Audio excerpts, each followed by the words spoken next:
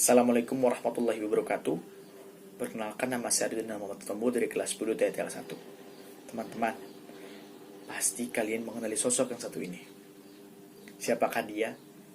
Atau si cantik yang satu ini? Wah, pasti dalam sekejap melihat, pikiran kita langsung mengenali mereka. Bahkan tahu bagaimana lirik lagunya. Nah, tapi apakah kalian masih mengenali sosok yang satu ini? Seberapa familiarkah kalian terhadap sosok beliau? Iyalah bro, itu kan Ki Hajar Dewantoro. Ya, itu memang Ki Hajar Dewantoro. Tapi, apakah sampai situ saja kefamiliaran kalian terhadap sosok beliau? Padahal, banyak hikmah dan pembelajaran yang dapat kita ambil dari perjalanan hidup dan pemikiran-pemikiran yang luar biasa dari beliau. Dari situ kita dapat simpulkan bahwa mengenali orang-orang hebat seharusnya tidak hanya dari luar saja, melainkan lebih dari itu. Nah, untuk mengenali orang-orang besar dan berpikiran-pikiran yang hebat, itu ada di teks biografi. Dan materi itulah yang akan saya bahas di video kali ini. Simak lebih lanjut. Biografi berasal dari kata bios dan grepen. Bios yang artinya hidup dan grepen yang artinya tulisan.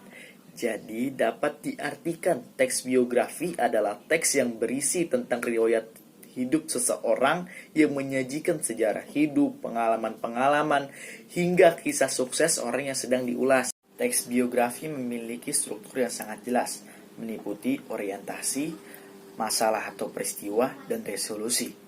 Orientasi adalah pengenalan atau pembukaan yang berisi tentang pengetahuan dasar seorang tokoh.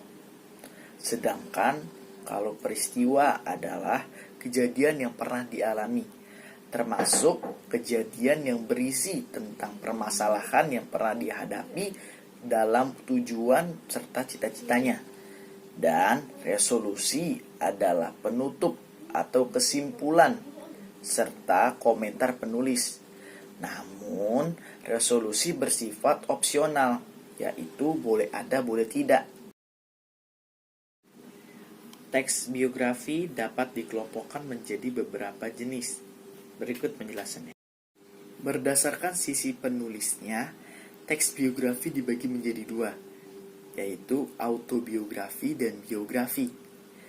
Autobiografi merupakan suatu riwayat hidup yang ditulis oleh diri sendiri terhadap tokoh itu sendiri.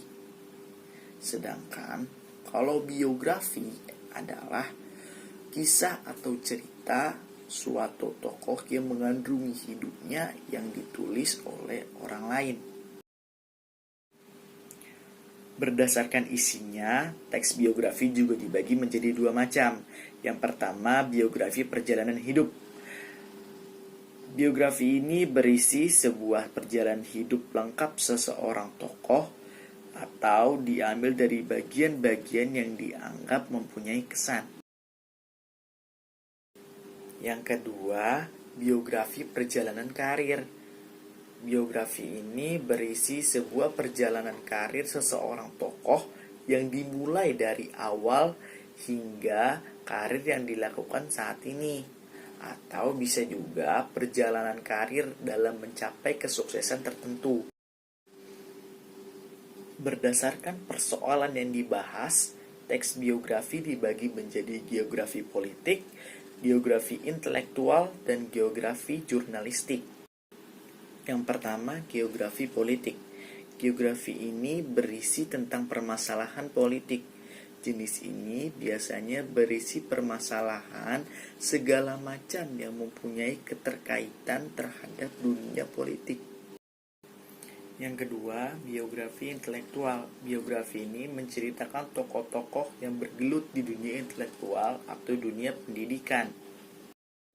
Yang ketiga, biografi jurnalistik. Biografi jurnalistik adalah biografi yang ditulis menggunakan kaidah jurnalistik. Selanjutnya, geografi berdasarkan penerbitnya. Biografi ini dibagi menjadi buku sendiri dan buku subsidi.